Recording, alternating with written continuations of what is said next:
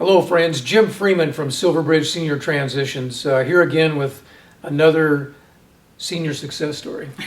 So, With my good friend Diana Held. You know, I say good friend. I didn't know Diana a year ago, or maybe something like that. But when you're working with problems with seniors and you're getting things done and you work together as a team, people do become friends, and that's the way I always feel about it. Anyway, Diana has a very long story. We're not going to have enough time to get into all the details fully, but Diana Held is a person who has a niece. Her name is Kathy. a cousin, actually. I'm sorry, a cousin, yes. Yeah. And this cousin is a little bit younger than Diana, actually. And she lived in a community maybe an hour and a half drive away from where Diana lives. But she was an aging adult, and her husband had died, recently. She was living by herself in her home where she had been for a number of decades. And by choice, somewhat, and by circumstance, she became kind of vulnerable, really, to people coming in and using her resources, actually moving in with her. And this turned into be not a good situation, but Kathy had began to show memory difficulties. And so Diana had been her niece, her cousin's caregiver or overseer for a long time. You had a long relationship with Kathy too. How long had you known Kathy? Well, as old as Kathy was, which was 70 at the time, I started going up there and checking in on her. When she was born, we lived in the same town.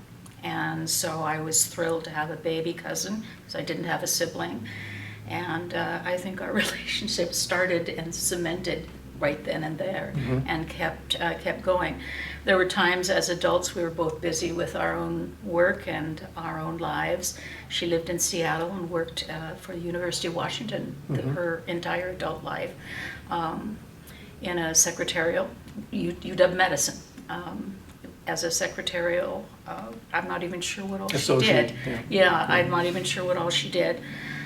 So there were times where we weren't in close touch, but then there would be times where we'd get back together and see each other often. And it was when she was married to her late husband, and they moved to what had been her parents' house in Port Townsend, that we really started getting back together again. And then Paul got sick about the same time he was diagnosed with pancreatic cancer. He asked me if there was Alzheimer's in our family, and I said no, I did not notice anything from Kathy, but of course he lived with her. And I think that maybe had some background as to why Kathy made the choice she did after Paul died. They went through a lot together that year and a half where he was trying to live. And after he died, then that's when she invited someone to stay there with her. And at first she thought she was helping him out. He was homeless. Within a period of maybe 3 years, it flipped when she could no longer do things for herself, like pay bills. And then things started getting crazy, I think. Right. That's when things started happening where there started to be a little taking advantage of my cousin as she was losing more and more ability to take care of her own business. And there were a few big crises, and I was called up, and that's when I fully realized how bad it was and her situation. I kept thinking I could help her situation by getting them help, by taking some pressure off this fellow who was, I think at the beginning, maybe trying to help, but that was not going to really fit the bill. Right. Well, he was kind of a charismatic person. He's actually a pretty talented musician. He was talented, he was smart, but just did not have the skills to deal with an older lady who was showing signs of dementia. Right. And it was stressing him and making him, follow his own problems a little bit. The stress did not help him at all in his issues, I guess I would say. And his interaction with your cousin wasn't the first time he had been involved with older women. No, unfortunately not. It seemed to be a pattern. It was a pattern. It was a pattern. And he was quite good at it. I don't think he ever thought he was manipulating, but he certainly was rather an expert at it. Right. And it was tricky because my cousin absolutely cared for him.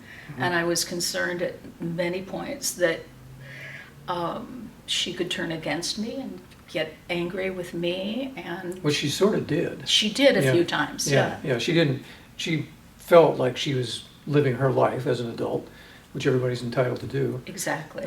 But it was not going in the right direction. No. But it was hard for me to step in at that too, because right. I said, who am I to come sweeping in and tell her what she should do and how she should live and where she should live. But there were a couple crises that happened when he left suddenly for a couple of weeks. And that's when I had started making phone calls to people. I had started looking at places for her to stay by that time. Realizing that this was going to fall apart. And I think I heard even from Jessica at Bay Point at the time, you might just have to let it go there. But he came back, and at about that time, a CARES team became involved. A CARES team is the local fire department's unit that deals with all sorts of problems, including senior deterioration, but mental health issues, drug mm-hmm. issues. Mm-hmm. And they stepped in. Did a great job, too, by the way. They were wonderful. Yeah. And because of the things my cousin started feeling, she started getting upset and frightened when this companion yelled at her because of simple things she did or things she'd forget. And then that's when the Fire Cares team involved the Adult Protective Services, and an investigation started. And then we found out how much this fellow had been manipulating. Right. So at what point did you try to assume a more authoritative position to help your cousin? You met with an attorney, I believe, and were looking into getting some kind of signatory authority for her. Right. It was when he left that first time, which was in May of 2022. And the idea was he was not coming back. And I thought, oh boy, I have to find out some things. I need a power of attorney. We'd been mentioning power of attorney for about 6 months, and Kathy would have nothing to do with it. Mm-hmm. But I think when he left, when I mentioned it then, she said, oh yeah, I think that might be a good idea. And so that was the one good thing I think that came out of that time when he was gone for those 2 weeks. So she, despite her deteriorating condition, came around finally to the realization that maybe she really needed that. I think she knew she needed help. I think that's why, in some way, she invited this guy home to begin with. Mm-hmm. Not to help him, although she's a very kind person and caring person and very sympathetic person. But I think somewhere in the depths she knew that she needed help. Right. Or needed companionship. So you reached out, you counseled various people. And by the way, your husband owned a business for a long time, mm-hmm. and you're a retired school teacher. Yes. So you're educated people, and you had worked hard in business and in your job, so you're capable in your own right. But you were looking for... Out of my depth, though. Well, this whole situation was new, right? Right, absolutely. Yeah. Yes, and I do remember having the conversation with Jeff Woods, who was in the Fire Cares, and he said, what do you want? What do you want? And I said, well, she needs help here, and she's not getting it from the person who lives here. If I could get help for her, if I could get help to come in, and if they could get someone to clean once every couple of weeks. But he said, have you looked at other places? And by that time I had. because I kind of had an idea where this was going to go, and it was not going to go well. And he said, well, we need to look into that. And in fact, they brought her down one day to meet me in Bremerton at one of the facilities. So you were exploring assisted living options Yes. and memory care options. Yes. Yep. If I looked at a senior living option, I needed to choose one where there was memory care available, Right. that it was a sister building or something, and in both of the places I looked into intensively, that was the case. Okay. And I looked at a lot online, but I visited 3 places. Okay. So you were, even though you hadn't done this before, you were playing the role of trying to look at what options your cousin had and try to compare and contrast them as to which one would be best for her. Right. Okay. Right.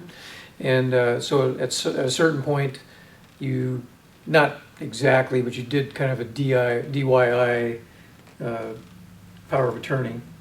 Yes, which, what I was told, this was legal in the state of Washington to have 2 witnesses, and because Kathy was there at the time, that was the time when he was gone, she was staying with me in May, I just went to 2 of my neighbors, and Right. they were very understanding and said sure, and so they witnessed that. Right. So you got a document signed that said that you were a durable power of attorney. Mm-hmm. It was revocable. Or no, excuse me, Yes. so it was just a power of attorney, not a durable. And Actually, it was. Oh, it was? Yeah, Okay. it was. All right. For And- health and finances. All right.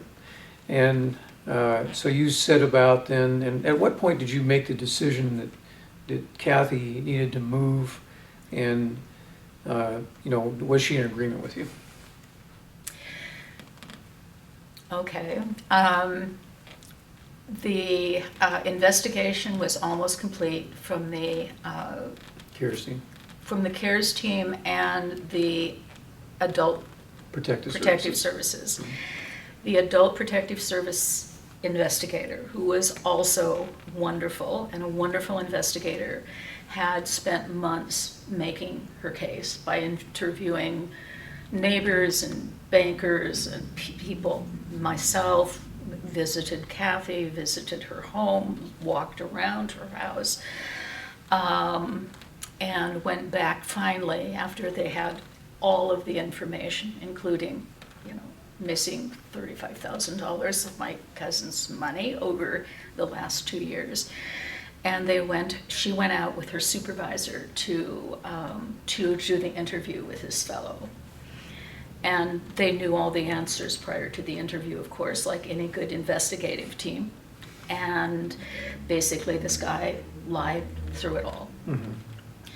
And he was also really awful when they asked about how many bottles of alcohol were sitting around. He said, oh, Kathy and I sit together and have a drink in the evening watching TV, don't we, Kathykins? And just being really weird about bringing her into this lie. And at the end of that, as they were driving away, the investigator called me and she said her supervisor, much better acquainted with all of these situations than she ever was. And he basically said, get that lady out of the house and get her out now. He knows exactly what he's doing. Yeah. And that's when I said, okay, went and paid a down payment on the room that we had looked at before at Bay Point. Bay Point Senior Living in Bremerton. Yeah. Yeah. And kind of created a ruse, because I was afraid, because he was very clever and very manipulative. I was afraid that he would say or do something that would upset my cousin. I mean, I didn't care if he upset me or, all these other people who were very knowledgeable, but so my husband and I drove up. The CARES team, which had swapped out for that day, instead of the lovely young woman who had been part of the team, there was another very large man that was there, as well as the investigator from Protective Services. And we just kind of swooped in, and I said I needed Kathy to come home with me for a while because I needed to settle some things with Medicare, which was true. Yeah. But everybody just kind of worked, and I realized what a very amazing team there was because everything went so smoothly, and they just separated people out and kept it so that Kathy and this guy were not together in that conversation.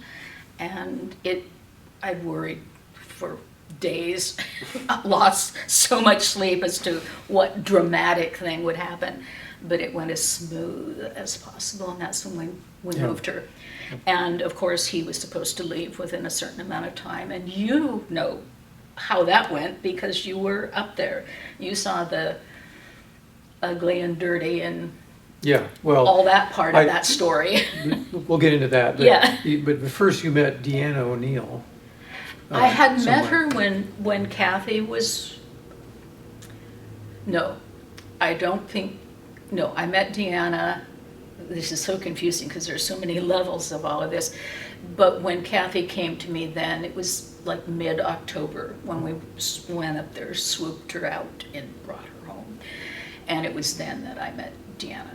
Right, and Deanna is an insurance and financial consultant, and I guess you were seeking some help about how to manage Kathy's resources. Right, actually when we were checking in and filling all the paperwork out at Bay Point, I got some cards for important people, and one of the people was Deanna. She made a trip out to my house. Kathy was there at the time, staying with me. There was about a month between when she moved from Port Townsend to the time she moved in at Bay Point. And that's when she recommended you. And yeah. Okay. So Kathy owned her home. It happened to be free and clear. Yes. And she had invited these people actually to come and live with her. She had invited one. One, yeah. Yeah. And then others appeared. Well, I think he was in need after she left, and he invited others, and then at some point, uninvited people were there as too. So people were living in the house really without authorization.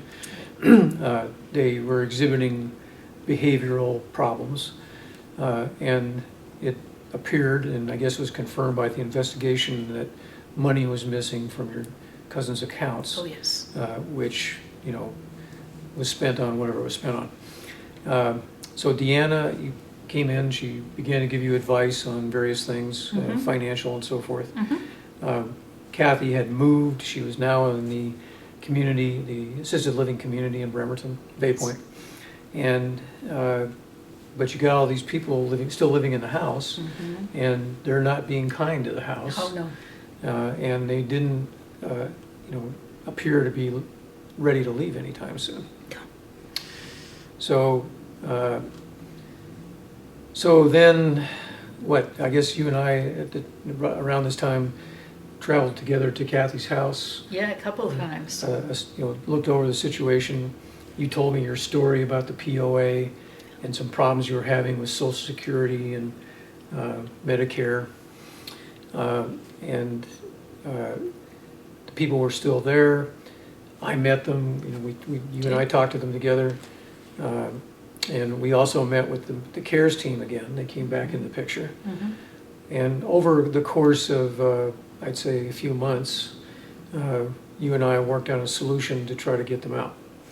And this involved working with that person's mental health counselor. And nobody was really totally on board with the program of getting them out of there. But, your cousin was still paying taxes, and she was paying for the utilities. Yes. And every day the condition of the property was getting worse. In my business, we call that waste of the property. They were destroying the property and the value. But Kathy had a decent retirement income from her husband and from herself, but it really wasn't enough to cover all of the expenses to live where she lived now. And so, it's so often the case, Kathy's long-term care needs depended on selling the house for, a fair value Right. in order to give her the means to continue to have that care. So, how did we go? We worked on getting them out of there, and then what? Oh, yeah, it was not, that did not go well, to be honest with you. The time frame just kept getting extended. At the time we left with Kathy, that day, he was supposed to be out within a week, with the idea, of course, that he was going to go to this other lady friend in Oregon. Right. She refused to have him there for other reasons. And then he said he needed more time. I said, okay. So that was mid-October. He said, well, how about December 1st? And I said, okay.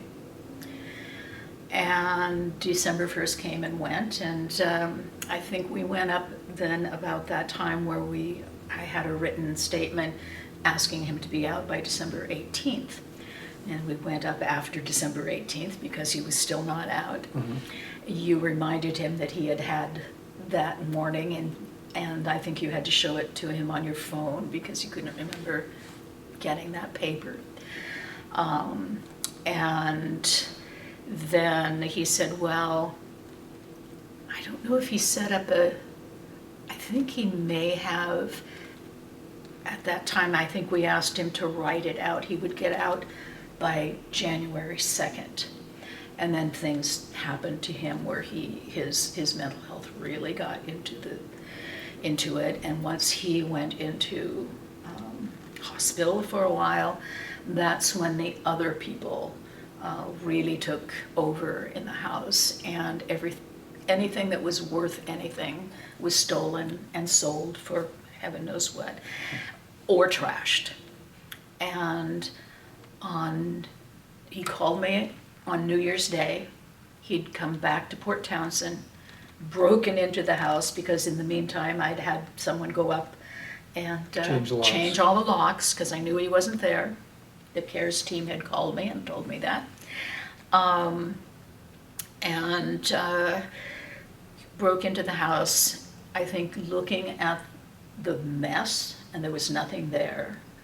And it was such a mess that I think he realized, well, I have nothing here. There's nothing here any longer for me, and that's when Except heat and water. Yeah, And there was that, yeah. there was a bathroom, and there was water and heat, but he moved on to try his luck in other situations.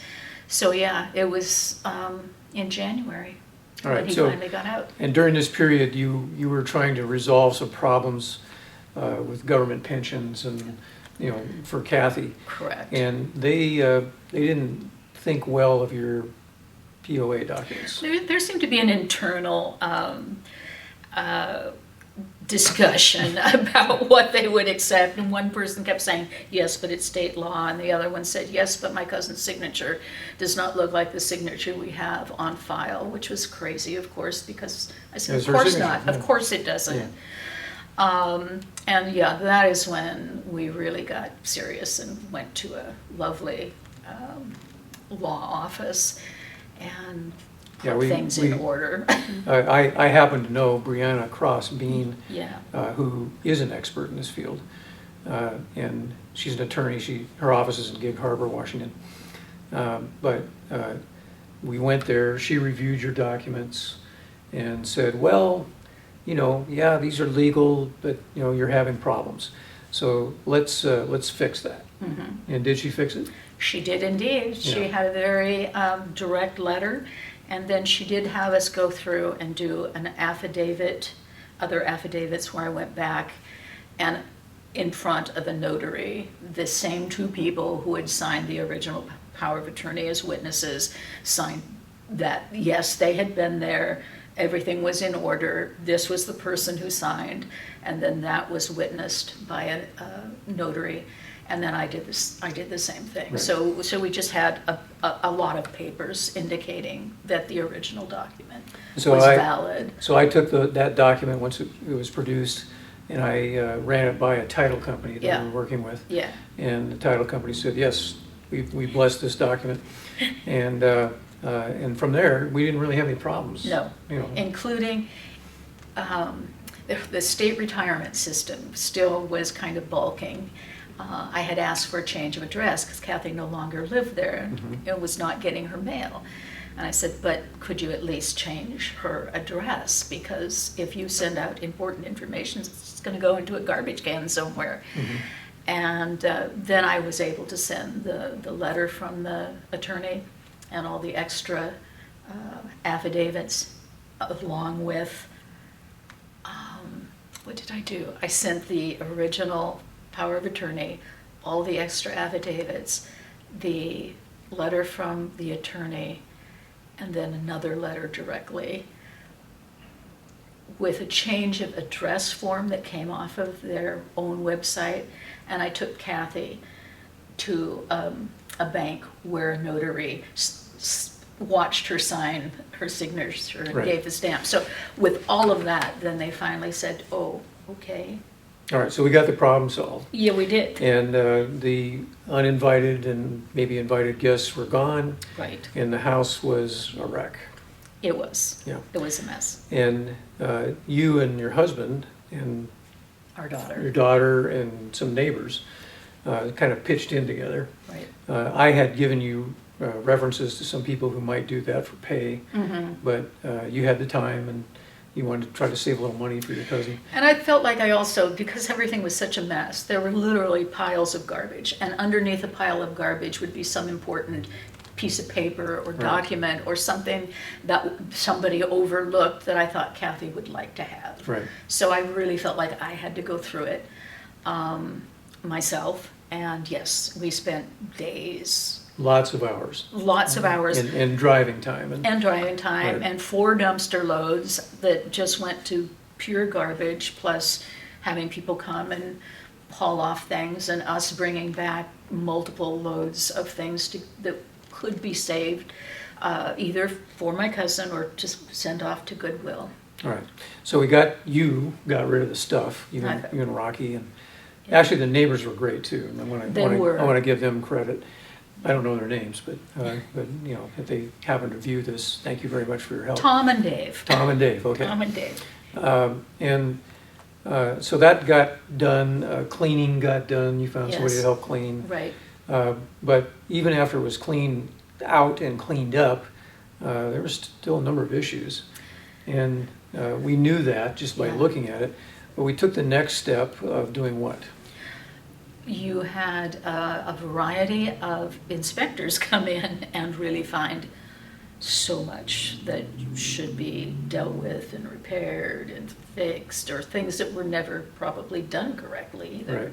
And so this involved a licensed home inspector and also an inspector from the Department of Labor and Industries in Washington. Why? Because this home happened to be a manufactured home of a certain age, placed on the lot originally. And from my side of the business, I know that in order to achieve the best possible result, a net result for Kathy for her care, the home had to be in a condition where it was possible that somebody could buy it and live in it. Yeah. And so it needed to qualify for various programs. After we did the inspections, in my opinion, unless we spent some major dollars on it, it was not going to qualify for standard financing. It was only going to qualify for rehabilitation loans or other possibly seller financing. And we just made the decision by looking at the data, what it's going to cost and the probability of all doing that, plus the work and the supervision of doing that, that it would be better to try to market it in its as-is condition and try to help somebody move in there, as an owner-occupant. And that didn't go great. It took a while, but we had a lot of people look at it. We actually had a few offers that They moved quite a ways along until kind of last minute. until it didn't. Yeah. And so this was an indication that we're going to have some difficulty achieving Yeah. that. But we hung in there. We did make some price adjustments. We did some things to make it more attractive to people. And we had, I think we had a total of 4 offers altogether, as I recall. Uh-huh. And we had one that worked out pretty well. We had to think differently about how to our approach, which in this case involves seller financing. But that didn't go so badly. We got a good buyer, a good young couple that was looking for a place to raise children and get themselves established. And so I think that worked out. It's a little longer outlook, but I think by doing that we were able to achieve higher net sales proceeds in the long term for Kathy's care, which is our objective always. That's always what we were there for. All right, but in addition to that, so we had inspectors, we had some other people involved, attorneys, title people, escrow people. So many people. Contract collections people, buyer brokers, buyers, all together from start to finish. In my recollection, I think we must have dealt with at least 20 people who had some or more influence, and had things not gone correctly, any one of them could have put a stop on the whole process. Mm-hmm. So that's what I, in terms of what I do, I'm a real estate broker, but I'm also a certified senior transition specialist, and so I specialize in trying to work through all these various obstacles, because they're there for seniors and they're really not there so much for people who are not seniors. Mm-hmm. But knowing what to do, not necessarily that I'm going to do everything, but knowing who the people are and knowing various alternatives for the various skills, and then being able to interview them and obtain proposals and work with you, which I hope I did well, for trying to make decisions by comparing and contrasting what your alternatives are, which puts you in control of taking care of your cousin. Yeah. That's the way I look at it. Well, yeah, and who knew? I mean, I didn't know how complicated this was going to be. I mean, I know that I've never done anything with selling a house, and that's its own complexity. But as we've been talking all this time, oh my, there was so many other complications, and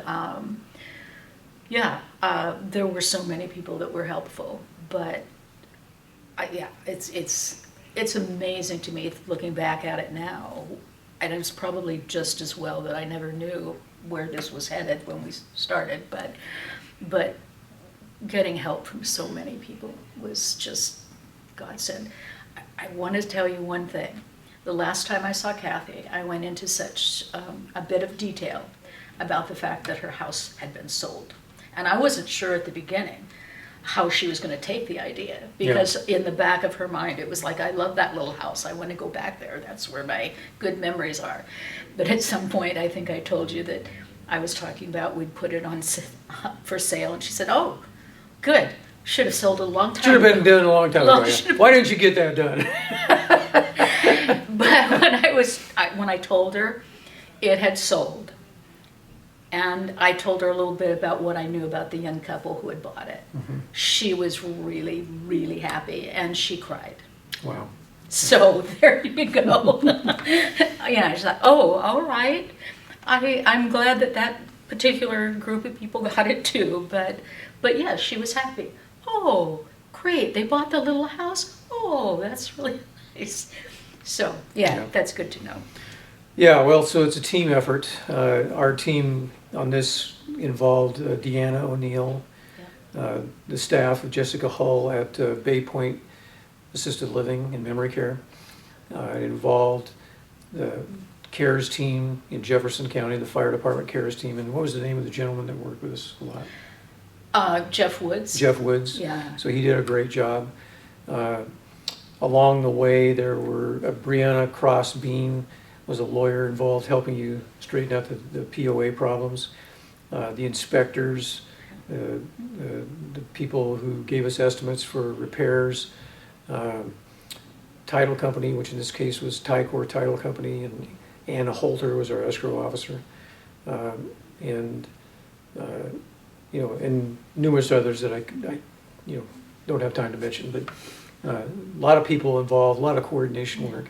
But here's the thing, you just heard a rather long recitation of all the problems that were encountered, which you didn't know about you didn't really want them, but they were thrust upon you, Right. and you were the only one there standing in the way to help Kathy get the care that she needed. So congratulations to you. Oh, thank you. Big job. Most of the burden really was carried by you, but getting your team together, getting the resources necessary to get the job done, and then seeing that it's carried out is what made it a success. So all the problems, lots of obstacles, known and unknown, wanted and unwanted, and the story kind of has a happy ending. It's not happy that we get old, Right. and that we lose our capacities, Right. and that we need that kind of care.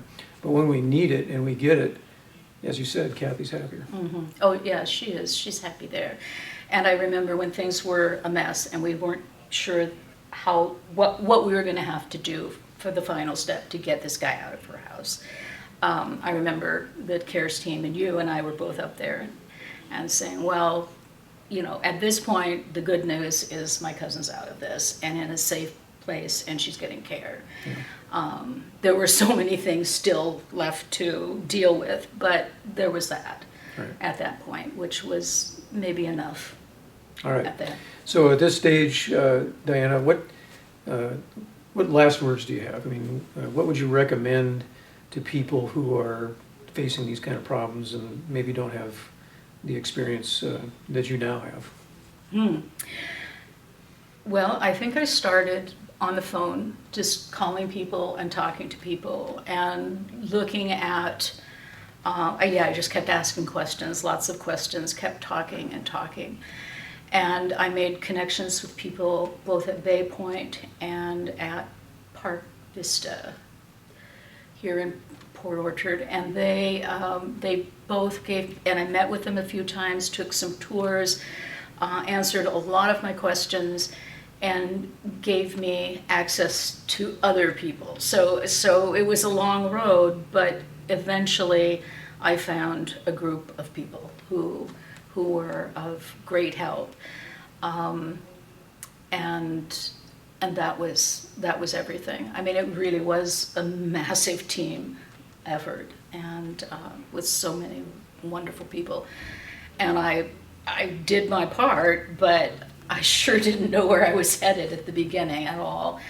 But just kept at it, kept listening, kept pages and pages and pages of notes, and just kept following through. Yeah.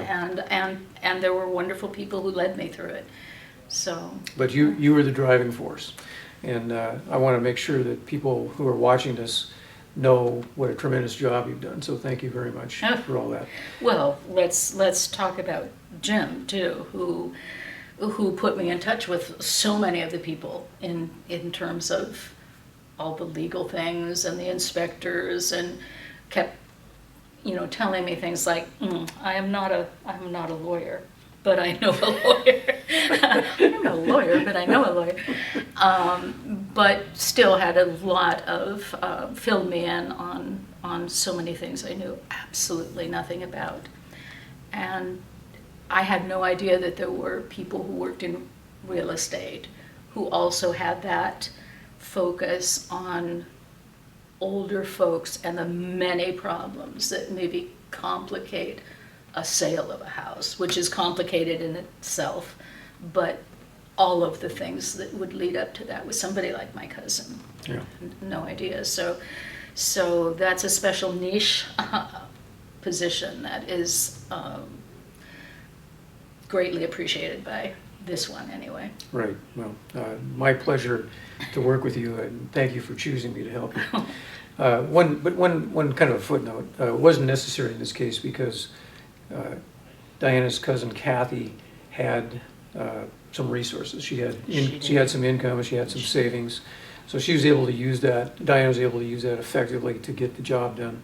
But had she not, we would have made what we call a transition loan available Right, to right. to Kathy and you to fill in that gap that oftentimes exists when people are house rich and cash poor. Right. And we would have made that money available to get all this stuff done. Mhm. All right, well, I think I'm done. You got anything else to say? No. All right. Well, folks, thanks. If you have any questions, or if you want to find out if you can qualify for a transition loan, if you're in that position where have a house that needs to sell in order to pay for your care or transition expenses, I'll put some information in the description below this video, and you'll be able to contact us and talk to us about it. Initial conversations are always free with no obligation. We're just looking to help. Our mission really is to leave people in a better position than when we found them, even if we can't help them fully or if they don't need our services or for some reason can't work with us. But if you can, we enjoy doing that. We enjoy this work, and we find it important. And the most valuable thing to me from this conversation with Diana is that there was a big mess and we cleaned it up, and now our cousin's safe and happy. So thank you for watching. Speak soon.